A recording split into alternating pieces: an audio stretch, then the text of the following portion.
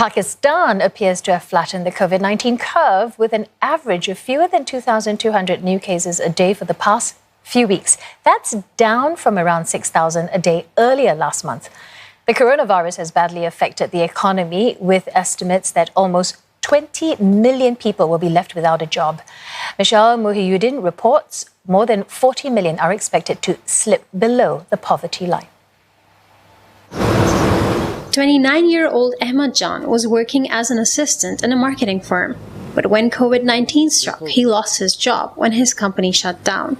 Though he has a bachelor's degree and a technical diploma, he's struggling to find another job.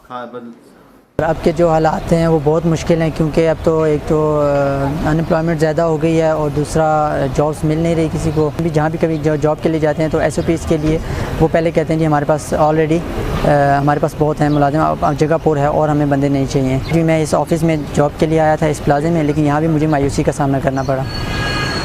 Pakistan's economy was already struggling before COVID-19 struck, with the government facing a liquidity crisis.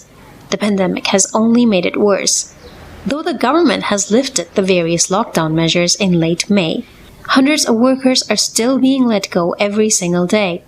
And the government has estimated that 18.5 million or 30% of the workforce will become unemployed due to the pandemic. While economists are predicting the economy will suffer a colossal loss of up to $15.5 billion US.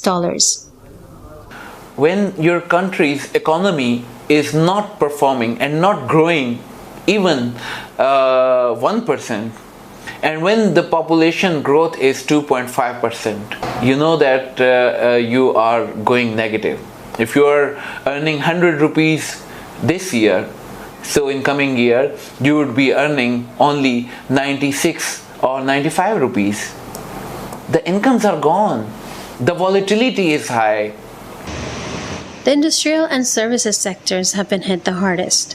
Those earning a daily wage as well as contract employees and low-skilled workers are the most vulnerable.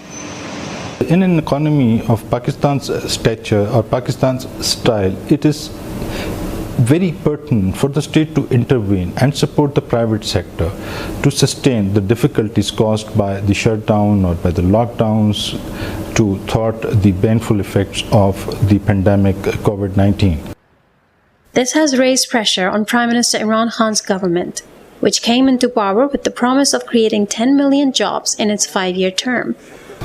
The reopening of the construction sector and some other low-risk industries, as well as cash assistance programs by the government, has provided some relief to the workers. However, for most Pakistanis, life is very stressful. On one hand, people are facing unemployment and hunger, while on the other, the deadly coronavirus is still very much a cause for concern. At the end of the month, the country will celebrate al-Adha, a Muslim festival of sacrifice. There are fears that people will abandon their precautions and crowd into shopping bazaars, mosques and livestock fairs, causing COVID-19 cases to spike again.